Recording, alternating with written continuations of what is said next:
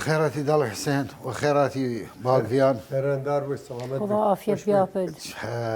جاري هاي مناو شارع جوانقي خانقين خرتي اخوار ديمن باس مدرسي كريمن باس كرندي كريمن باس تجارتي كريمن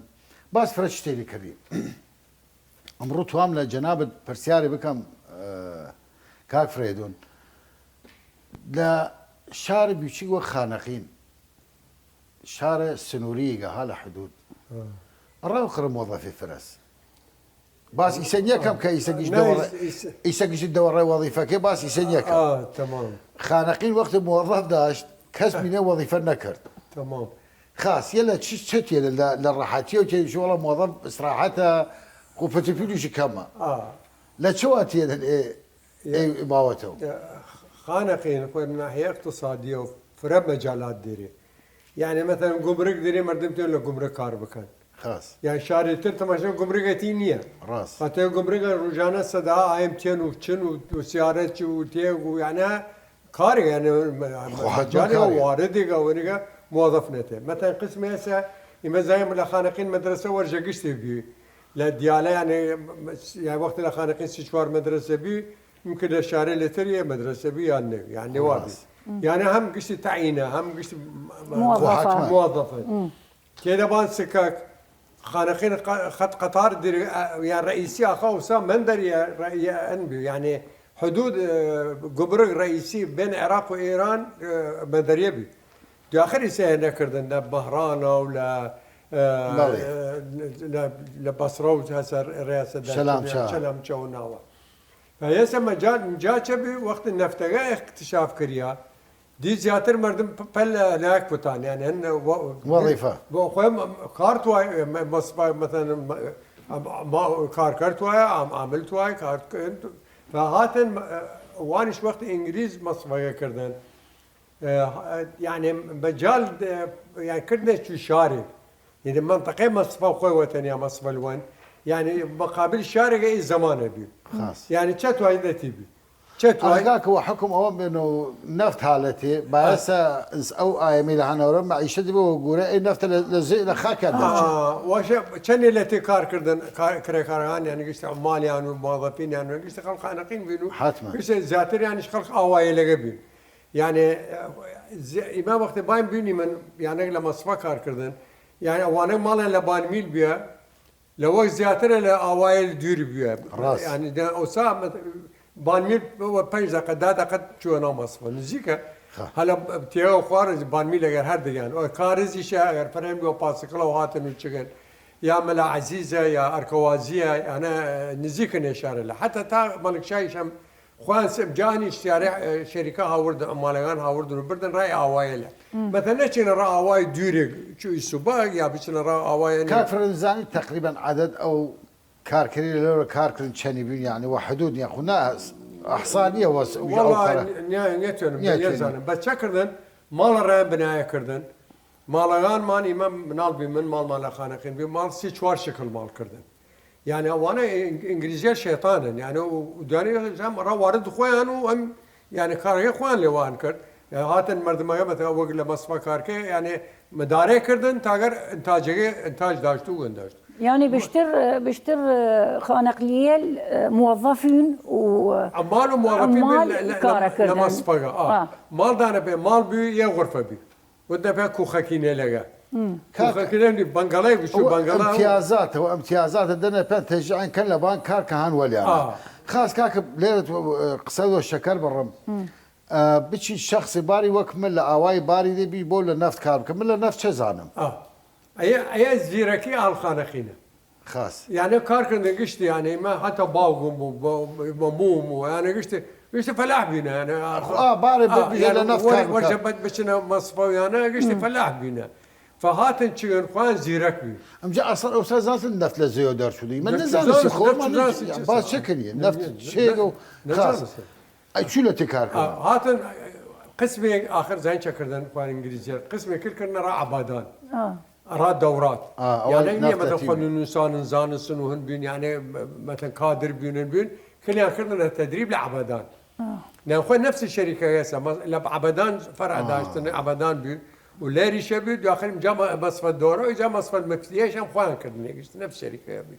فيانا كنا راونا الدورات هاتن كاريو زانسن وانا كنا انا فورمان مشي من يعني شل لا كار كردت بين عمال وقت الدنيا فورمان اخواني زيرك بجكار ايش وكار يعني تبقى شابك يعني مدرسه خواني ليه خو مهمه كار يعني انسان وتمشي يعني وانا شران يعني مجال دان شو سنيه مثلا بعض الاشياء يعني بيلعب بتشوق يعني شيء مثلا شوف شكل خوان ولا ايام ما كردن واجيني بيجي بس او منطقه كواتر وتنفهم مالغان مال بي غرفه بي ودانا اكيد اراز كرديل خاص يعني هيك الجنمال نيرك نيجو بدانا كاركي غرفه هاتي وسوار يمكن لوابي بدو اخر عوائلش كفتتي بدو ها يعني ها فكرم عوائل شنو ناوي يعني داني عائله رافات لا بشو لا عوائل ديروا هنا اوريلا مثلا مال بي دو غرفه لتي بي سي غرفه لتي بي لوابي مال بي مثلا موظفان حديقه قوراقي شو وردم يوبي لا بيشتي يوبي يعني دا دم اخي مال نامدار خدا رحمتي بك يعني لوابي لا بيشتي شو حديقه داشت تا اخوي زرع يا اخوي بكردا فلاح داشتن فلاح داشتن فيا كاريا فلاح داشتن داريا كاك فريدون حتما كار نفط مهندس سويدن او موقع اداري او شركه كي شو داس انجليزي خاص مهندس انجليزي بي يا عراقيش ولا انا والله ما اللي وابزانم طبعا خذ زي ما خو اكيد مدرسه لا باوغم ولا مردم اكيد فمهندسين يعني خبراء انجليزي بي حتى تو ناس شوارع يعني شاف فكر مرات بيشم ياك كروسلي ناوي بي ياك مستر بيلوت نبي ياك هيجد ناوي بي ياك مستر ديكس يعني انا هلا فكر دائما باس يعني كردن باوغم يا ودنيش باس ما مستر بيلك او باس هيجد كرد يا باس يعني لما صفي خانقين كار كرد لما صفي خانقين وبالغاني ايش انا نوم صفي بي خاص كاك فريدن تاجر هلا باست يعني بيشي من استفاده بكل باسه زاني موخه راتب او كاركريل خانقينيه بيجي بشنق بي باش انا كرد هو شت تصيف عن كردن يا عرش يكل يك الزاتر دانا في ولبان شا او سا لا اواي تشيش هن بي وتي كومباني كارا كومباني كارا يعني الشركه كارك مثلا دوت متوسع راسا دانا في لانه فلاحي ما زي خانقين مجتمعيه فلاحي يعني زراعي فلاح اقطاعيش بي يعني الصالاقش يمكن 50 دينار نكفته في فرس 50 خاص وقت هات لما مصفى كارك ما 20 دينار دنا في 15 دينار دنا في يعني تبقى هبش 15 ودون زمان چنك 180 دينار كه 180 دينار وقت دست كاور کرد اللي هو تصوبك يعني هم هوش ديري وهم راتب ديري وشون جتنا دنا في ما بلاش ها فكرم كهرباء مان وبلاش بي نفط دانا في مان وبلاش لا توسان يخي جانا في مان ابو فيان اي خبراء او اي هل عن ناويان بردد يارويل هاتن اري مصفى انجليزيه كي دعوتي انا كرد حكومتها دعوتي انا كرد بين شركه بي خوي شركه سجل شركه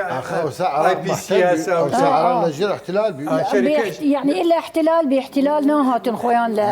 ودعوتهن حكومتي تشتي ودعوه حكومه قانونا وقانون هاتنا لانه خوي شركه نفط خانقين يعني شركه بي وواسع حكومتها هاتنا تمام شو اي بي سي بي شو شركه شلس او يعني نيوجيرسي او يمكن شركات اجنبيه فرنسا نبدر كان صينيل در كان يعني ايش الشركات بريطانيه بيعطي النفط يقدر كردن يا خبراء بينو صح انجليزي يعني فدر كردن جرى عمال يعني الترفيه ران ران كردن ريان خاص مثلا مالغان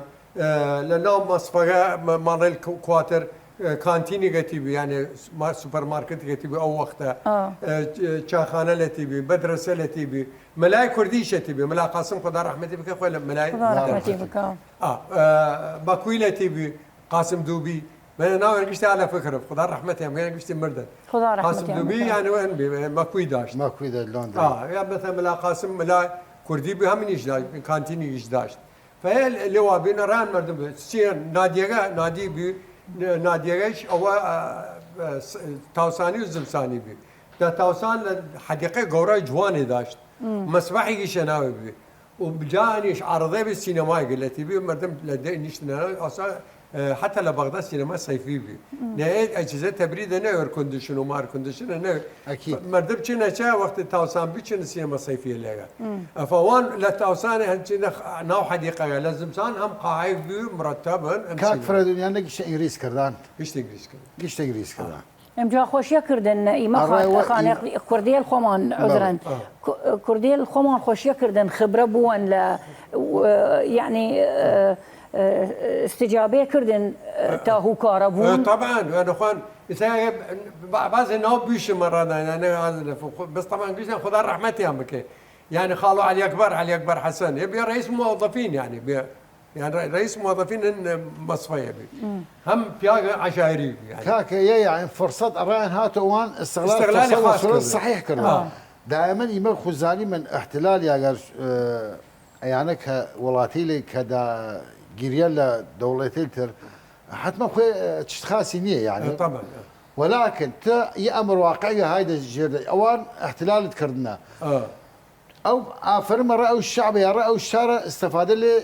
وضعيته بكذا تمام يست اجر يسب بايدن باور بك او محافظي الجوراء كهم لجير احتلال انجليزي شنو خانقين استفاده نكردن اي غلط هي كفنت اخوته او قول العرب اول وثالث هم محتلين كو استفاده اللي كم اي صوره انا هدي اريد يعني تشتغل الرسميين يعني حكومه العراق وقت التشكيل كريادي بريطانيا انتدابيه خلاص بي وقت انتدابي وقت الدوله العثمانيه درمان كردن مدبي انتداب يعني كوكس هاوردن كردن حاكم سياسي وجماعه يعني فدواخر بيرسي كوكس فبيرسي كوكس يعني فدواخر وقت استقلال دانا العراق دي عراقيه وان خوي كاركن لكن وانا مثلا شركات نفط كيف شركات نفط الروسيويان النووي يعني مجال كيف بريطانيا خوان بي خوان زان سنو يسش خوان زان تشاس العراق وتشنيا قلت زان اجهزه نسا علم وقمر صناعي زان زوجة شهاده تشنيتي فاول وقت شيء النفط يقدر كردن للنفط خانه وهورنا لمصفى ولا مصفى كردن ولا مصفى ان خانقين ترى يعني بدايب يعني شفت اولي قديم او وقت يعني وجسد صعب ما مسمى توام يكتشف لي برسيار بك اي وضعيتك خانقين ملت خانقين كفنتي الرجل ما خو خمان لها افتاقايش رسيمه بها منال او موقع منال رسيمه بها بس حتما جناب الخاسر زايد الرجل باقي اوائل بيشي من وكسادي عيشت كردن و زيك عيشت سختي كردن وك يعني شو استفاده لي كار نكر كلنا وخانقين بي طبعا ايش استفاده نكر من اوق مناجر دز اقطاعي زراعات كر همن هيش نكر استفاده نكر اوق كار نياش يا زي نياش استفاده نكر ليش كار ياقر لجير دز كار كم وزراعتي وجاري يعني من وجاري يعني خوي تشسا يعني لواهني كردم مثلا يعني حتى ثبت كردم سامي شيء اوائل نزيك من لشار يا لمصفى يا لهن شو الاستفاده كما درك لحد الاستفاده مثلا اول لشار نزيك بي مثلا بيجي اواي كارز نزيكا الكوازين نزيكا اواي ملك شاي هم نزيكا اوائل صولا فروش يعني قشت نزيكا فانا حتى استفاده كردن لنا شارقه يعني هاتن تشينا ناو شار يكنا مثلا بيا نجار يك بيا حداد يك بيا سايقي وكان صنعتي قرتن بس وقت مثلا دوره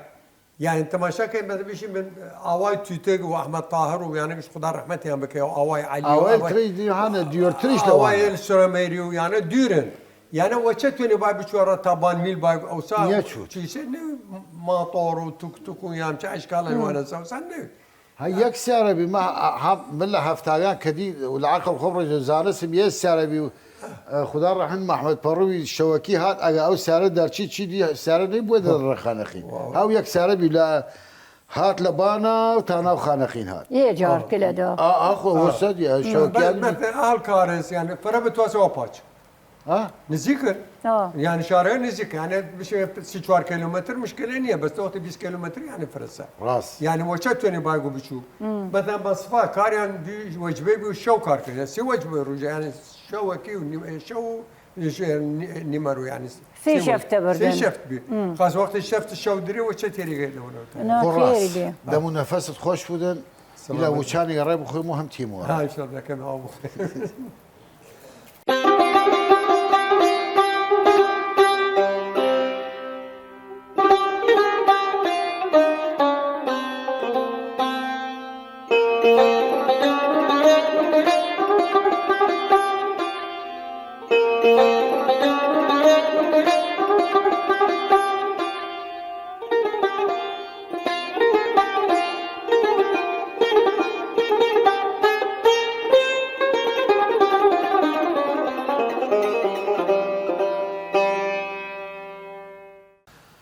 كاك فريدون باسي امرود فرمهم چونك باس نشأة يا تأسيس ملتك لوتي من الشار السنوريك شار حدوديك بيا استفادة كردية ليكمين مصالة رواز بيا استفادة مادي كردية قشتان بينا كومبانيا وقال خودتي كومباني كار يا الشركة كار كردية اي تشتري نوي اوسا لا طبعا اوسا كلا الشركه كار الشركه لك بيخوي شركه نوي اصلا او انا الشركه باور كي كميجاره شركه هو كارد نظام كيدن شركه هو كارد التزام كيدن شركه مورد ثابت راتيدن يعني قش مهمه لو شارك بيشيك ايش تشتري لتين نوي ولا فرش عليه قوران نوي اصلا تشتا يا تشت فرم مهمه أرى أو خزانيل تشلسن يك معيشتي بكر معيشته مش من مستقر مورد ما نديرن تشلس صرف مانا بكر احتياج واقطاعي نياشتن يتشت مهمة من يشوف قشت عالم يشم لليام بي لبعض عالم ماشي العالم باباي موري استفاديتر مديم فرلا ريشارميل من قورا عمريل زوان زانستن زوان انگلیزی زانستن هندی زانستن فارسی زانستن ای زوانی ترکی زانستن ای وقت چی نه پرسیده یعنی نه دراسه خونسته نه چه مدرسه نه والملت قاعد شو كار مدرسه حياه باور بك مدرسه حياتي اما قومات لازم مصدر داش تمام بالنسبه لها فارسيه يعني لما صفاي كار كردن فارسي لانه مهندسة يعني هاوردن يعني انجليزيه لغا هاوردن يعني قشت يعني زاتر العبدان بينا لا ايران بينا مصفى قراي عبدان وصار مشهور بيه خويا كم مصفى بين كل الشرق الاوسط لو بزانم يعني فرق قديم عبدان فيعني لو را قشتي فارسي وكاربين يعني دا 15 سال بينا لو را خدمه كرنا فارسي وكاربين راخوات وخدا زاني يمكن ها وقت ورجع كليان بكن لورا لا انجلترا ودورات كليان كردنا على فارسي بس يعني هات اللورا قشيان فارسي حتى يعني ما كسكارل مال وقت اللورا كان قشي اول يعني فارسي قصه كنا ولا انجليزي جا كم انجليزي شو كاربي خاص خانقين يعني هنا يعني نموذج جوانيغا مثلا تركمان هاتي مردما تركي شو كاربي خاص يسوي شيء هندي شو كاربي هندية وقت الجيش بريطاني العراق لا لوري شبيه الشفران هندي بينا بالي مرتزقه وشيش هندي هاورنا والخوان بالي موجود يعني شو وليان هاتنا ودرشينا وهاتنا هندي شو كاربي بالي دالك هسه تابو في قصه كبي ازيد او شاي انا متي خوازه شاي خوازه انا سمد انا سمد دي ازيد كاك فريدون والراسي يعني يشش فرا مهمة انسان زواني جاي بقريدن خوي انسان امي بودن نشس مدرسه اي زواني جاي بقري مجا اي زواني شد نخل كذا ريم منالو مال كمنال او حس كنت شتت هذا جاي بقرن يشش مهمة يعني آسان نية يعني نهايش زايش نسان نيش وكارب نسان نيش يعني انا باوغيل مان وليان خار كردن فرق وليان اتصال والانجليزي حتى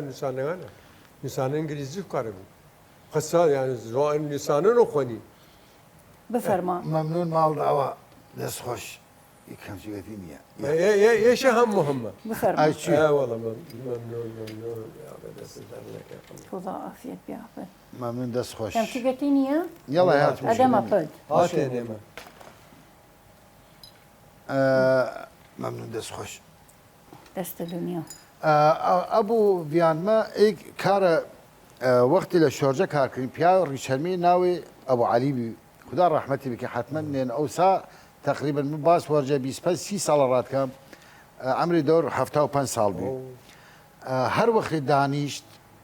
دانشجویان من نا اوفیسه دانشجوی من لقيت هر سیاره نوسیدن برجستان خو خاص لقيت چیشتر نوسیدن يوكوهاما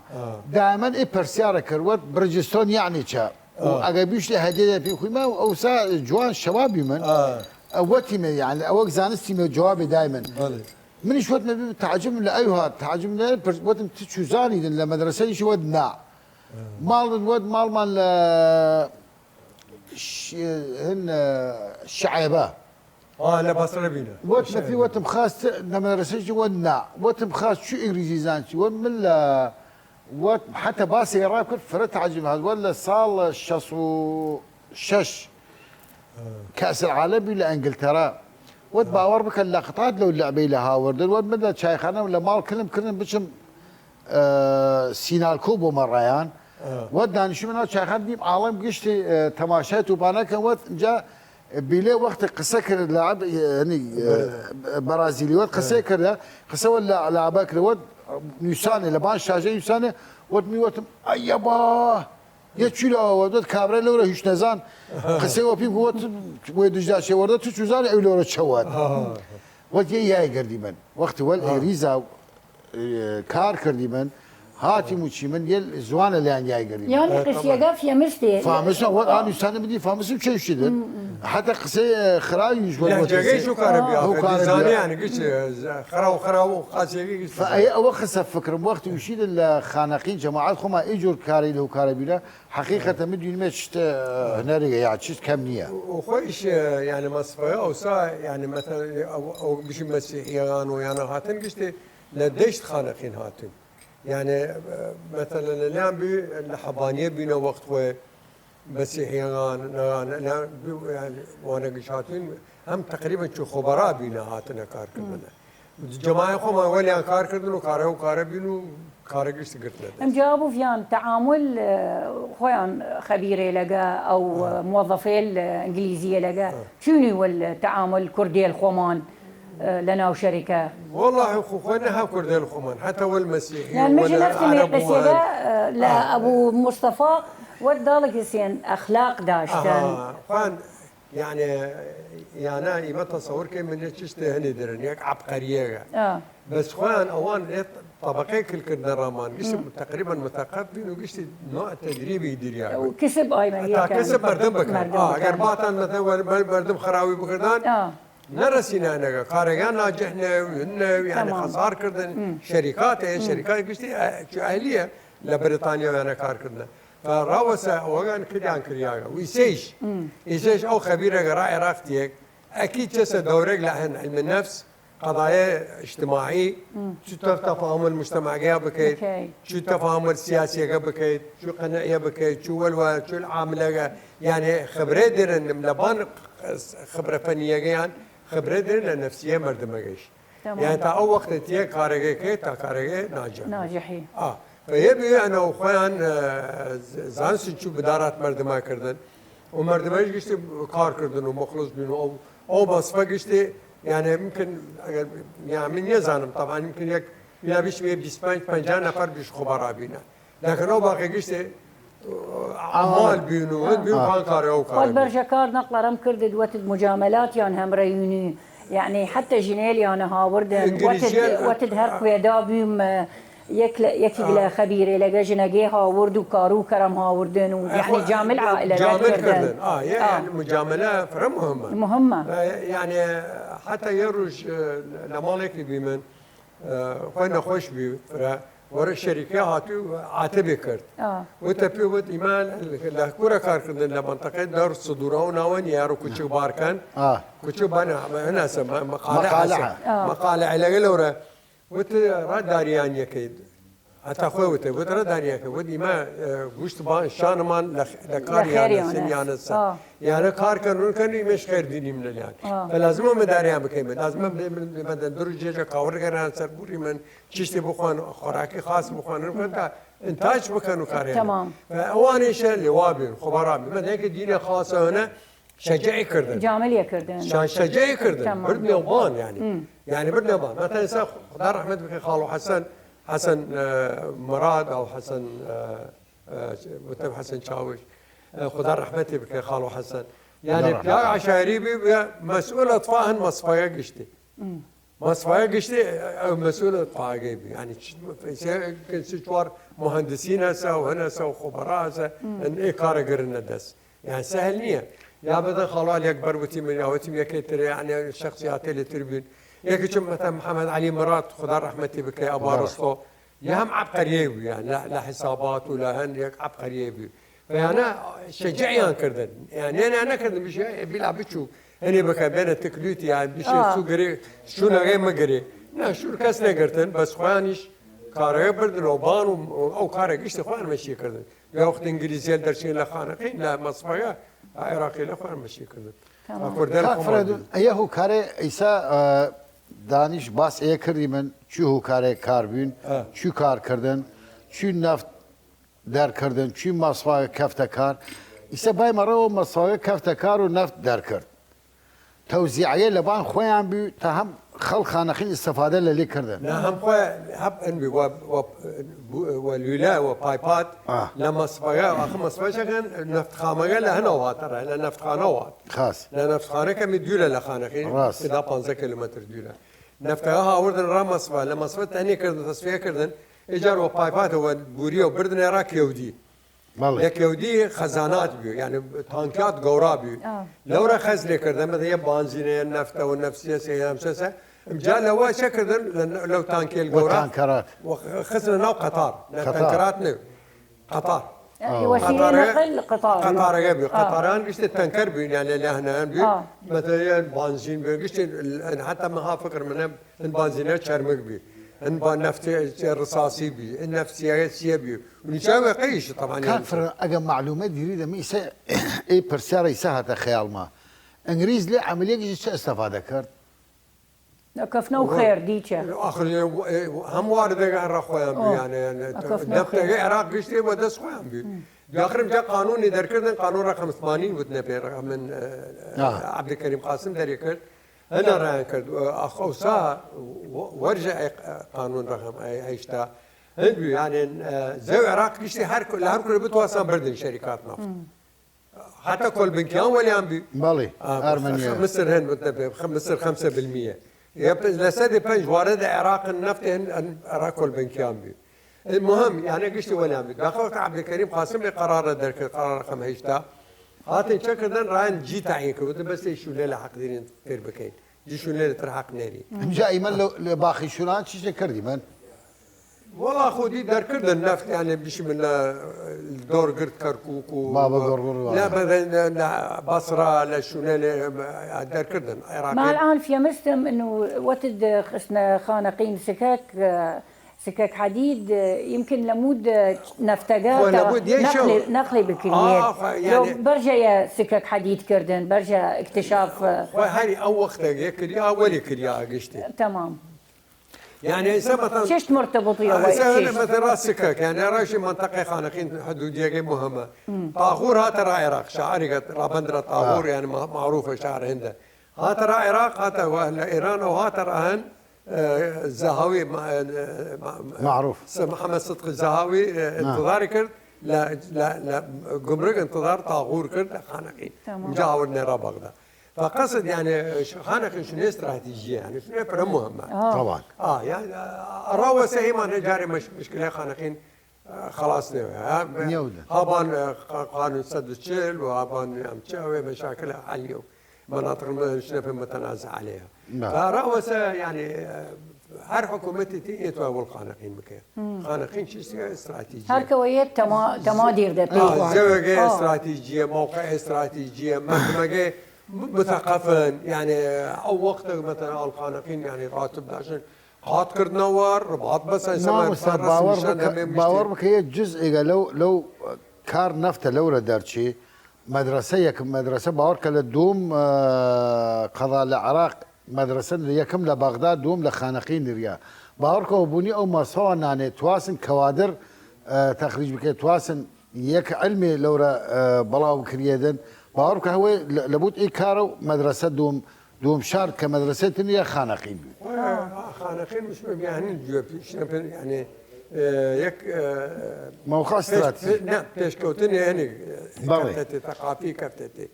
واسم مصفقة واسم مدارس فروبي وجيتك ودان اي ما قهرتك ودا وامور مادي خوا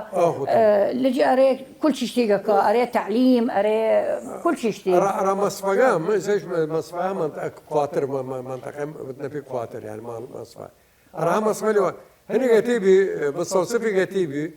مستوصفات دكتوري هاوردين لهند هو انجليزي بس اصل هندي بي مستر شيلينج ودنا بي دكتور شيلينج دكتور شيلينج يعني عبقريه بي يعني خرداري مردم كرد و خمان شوالي كار كردن هم مقاربين خدا رحمتي هم كي آغا جان بي غلام بي ستار بي يعني ولي كار كردن يعني تقريبا بينا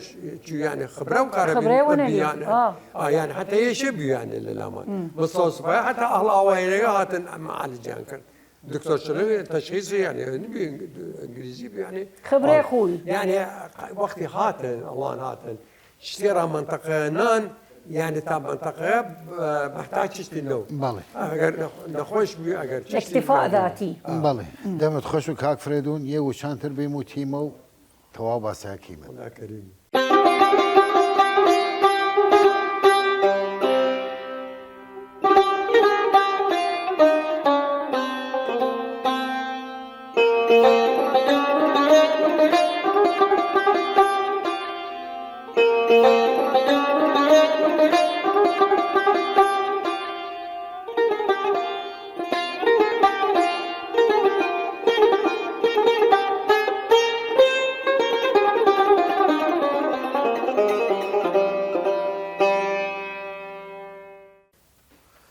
كاك فريدون تشيشتر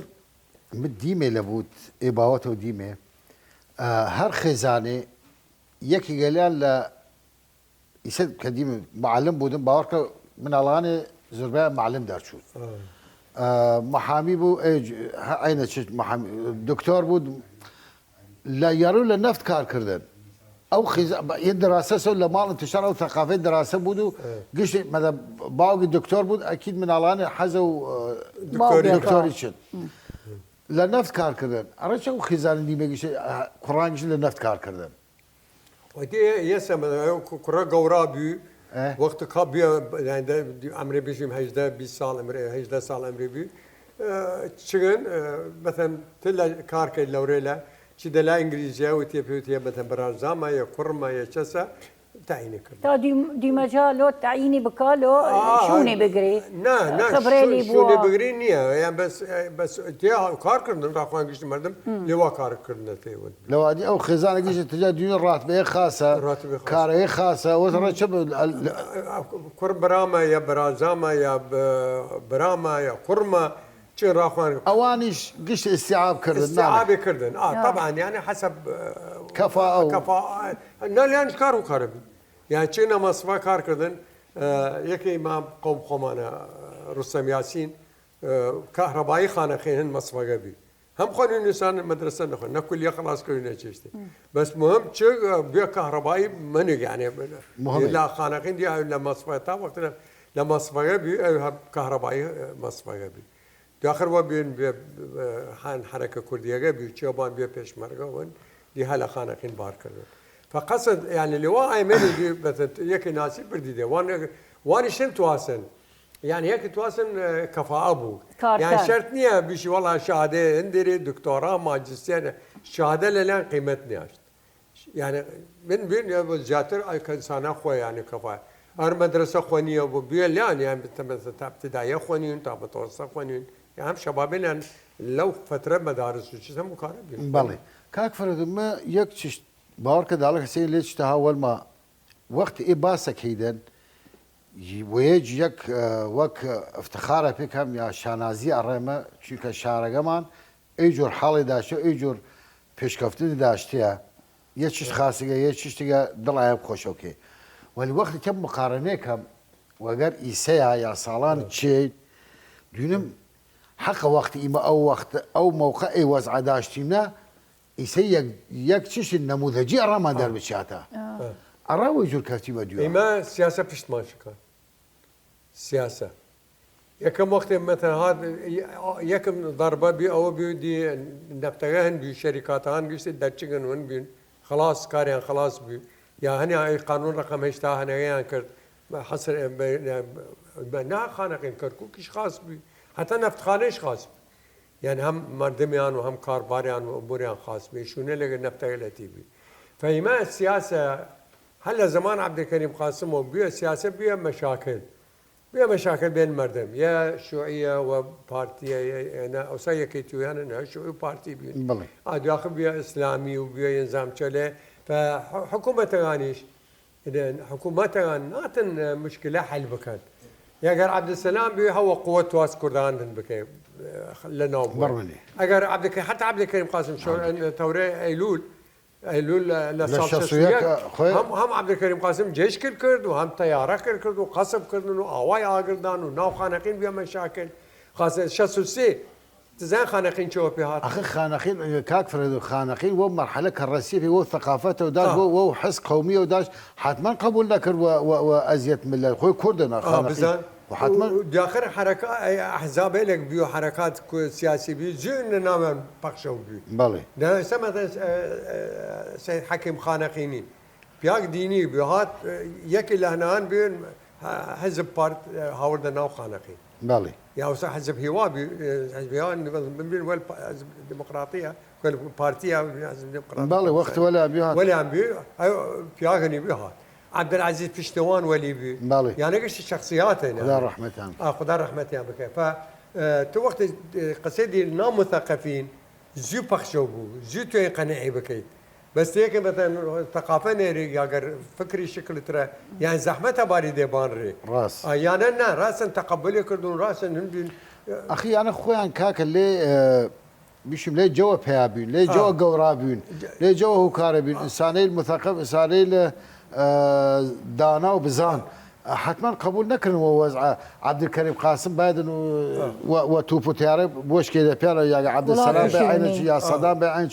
حتما يمو وقت للشوكي وباسكي مو يشي من استفاده الا انجليز كذا قطعا خملت كرد اوق هاله خانقيه لها شو قبول واستعمار دي كده لا استعمار كده مت استفاده لك امر واقع لورا ما باس ما لو بامر واقع لورا فاستفاده هو بيكمل حال ملته خاصه كره وانا وانش خومك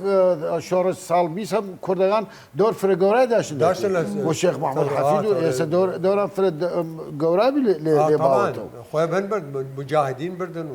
حتما اي سي حال قبول واستعمار نكن وكو جار تربيش ما قبولوا كاره كذا شو امر واقع نموت خبره اليوم بوان وتواصل معيشات بكر لا وانش يعني سمى ثمشي من وانش قال راولا تغنى كرد رشارة قلنا كرد انجليزيه مثلا هاتن صح خوان فكري شكل داشتن استعماري بي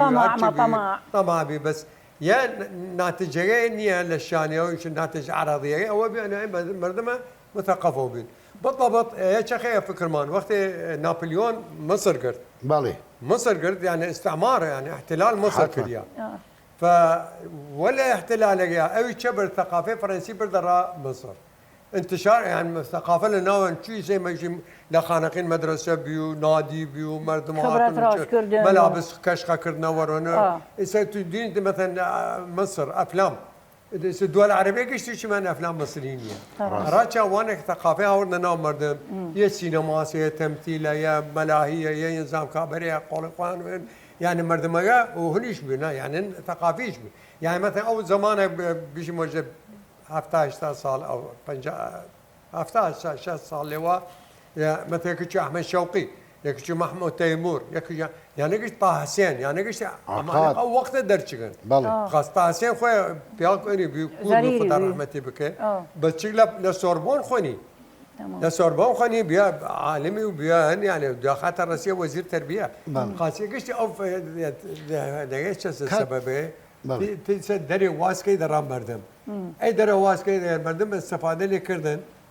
فربي استفادة اللي كردن دول سمبص الراج لا ناحية تقدم ولا دول عربية قشت متقدم ترى هل لو وقته وانا هاتنا احتلال داش. احتلال لبنان سوريا قسم شعبان قسم تشوفوا ما نم من بينو مردم من بينو فقير فقراء من بينو بس هذا ثقافه خصنا او يعني هذا ولو هدف خوان داشتن اكيد صد لصد هدفها يعني بس كاك فريدون باي مرات نفس برسيارك لجنابة كميسة نيو تشيش عجيبة ملت فقير بدبخت استفاده بكذا لاحتلال بينما حكومة خوي ظلم اللي بكذا وبخذ ورا وجاب ويده بالي ورا وجاب هي نقطة فرق مهمة يعني يتشيش مهمة يتشيش عجيب غريبة اصلا يعني سوان مصفى كردن ومالغان تقريبا سد حال ملت خاصة بيو ما قشت مال داشتن وقشت مال المرتب بيقشت كهرباء لا ولا كره كهرباء بيو الزمان نبي إذا هاد أفندي صدام حسين شكر مصفى قال زبنه كان الرماني يعني عجيبيني يا مال لقى إيه مال الجوان قشتي وهن وخشت فروشتني يا طابقني يا وانقاض يعني وانقاض در فروشتن شباك فروشتن يعني شو فروشتن مصفى يلا جاء وتطوري بك يلا جاء ولا خاسره وبكذا اي نتيجه جاء وخاسره وبك اي ما يخومانا وانجليزيه بهاترا طبعا مصايب خوي بلتي بكرد الشارع وكرد حضاره التي كرد كان صار مردمتي ايشت كردن مصفى هلا بيسنو تاجر هفتاو شوار ام تافتاو شوار مصفى كار كرد تا دو هفتاو شوار دي بيني كردن تعريب بيوهن بيو مردمان قش در كردن كليان كردن يا متى خبيره لتشتي لنا مصفى كلي كردن رام عمل جغاره لسليمانيه يا كلي كردن رايك شي سعيد علي بك خضر رحمتي بك كلي كردن راس سليمانيه يعني وجبر كلي كردن نقل لازم بشو ورازي نيشتن عرب كرد ناو خانقين نيشتن نهائيا كاكا زي مشكله هاكو يسك كرد نيشتن يا جزء للسياسه شوفيني خذوا دياره وبيو كرجيم بعث لوابي خاصة عربان هاتينا لنا وخانقين راس استفاد المصفى كريدا هم استفاد المصفى الرمان شو يخلي حتى وشوار فكرة داشت انه ناحية اقتصادية خانقين بمرني وشبه تو كارك باسم ليتي كاك فريد باسم ليتي يدن تو وقت حكومة خوات يدن بيشي خودهن ولات ده محاربات كي تواد الشارقة اگر كم الشوق ديردن تو كولو بكيدن مقصد لباسا ايسا چند سال خانقين ورا جوابر بردن هاي شاور خو باس لوتي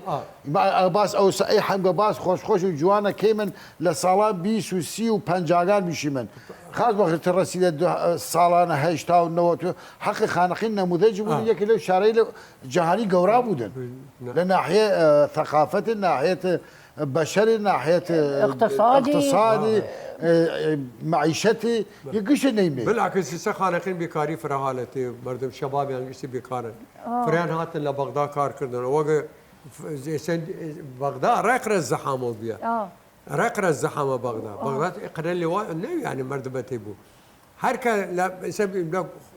بيش يمشوا خانقين وقت مردم هاي قشتي هن كردن درشين هركا وشار خوي هيشتاجي نخوان جبري كردن نقل كردن را مثلا يا نقل كردن را ناصريه او نقل كردن را فلوجه يا نقل كردن نظام را كوره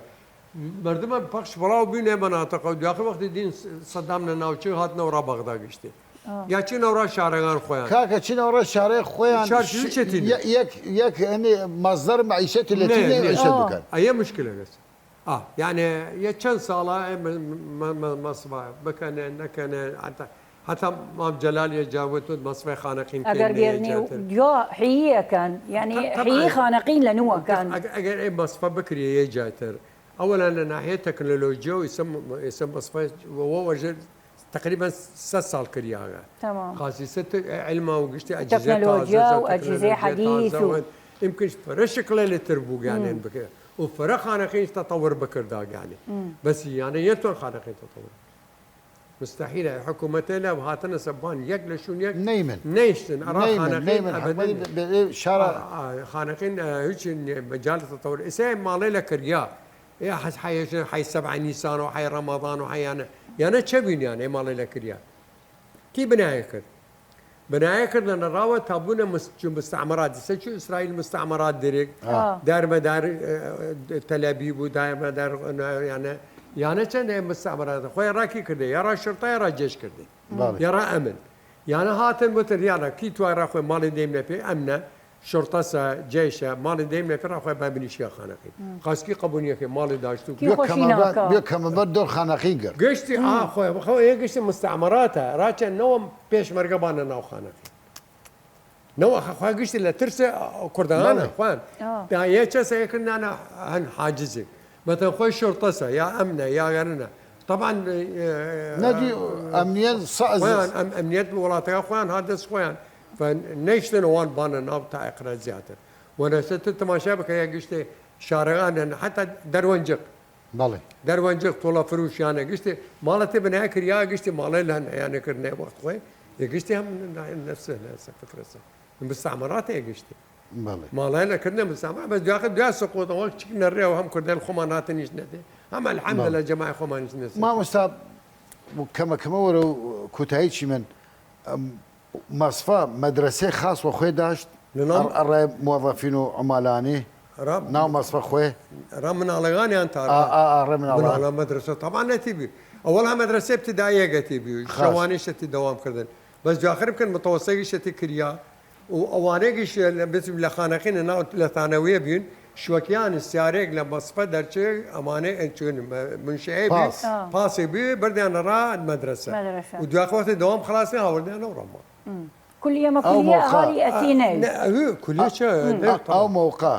موقع باس مدرسه بيها هاورده بردسه تاشا ساغان اتش تبي يعني اما حتى انا رويشه مثلا بردم شوكيان هالتام بشن را بازار بكم مسوا گوشت بزینن بزینن سوزی بزینن بی بازار السيارك شوكي وتنا مثلا زالسن ساعات وكان اول شيء بردم چند گشتي وسان وقت السيارات يا سواري بون چن رانا هيا كيجونا هيا كيجو سياره كيجو دي مهم برديان وهاورديان هيا خوان چتواسن يك بغان رانا شارو بارديان بس يبي دب يك رام الموظفين باس بي رام مالغان لوري بي ناو شار شو بيو كاك فريد ناو شار والله غلط جواب يا دست خوش بود دست خوش بود دست خوش دال حسين خدا عافيت بيا امرو شويه دم تحقق توابي ري رجيل ترك وخدا سبارنا خدا كريم خدا كريم ان شاء الله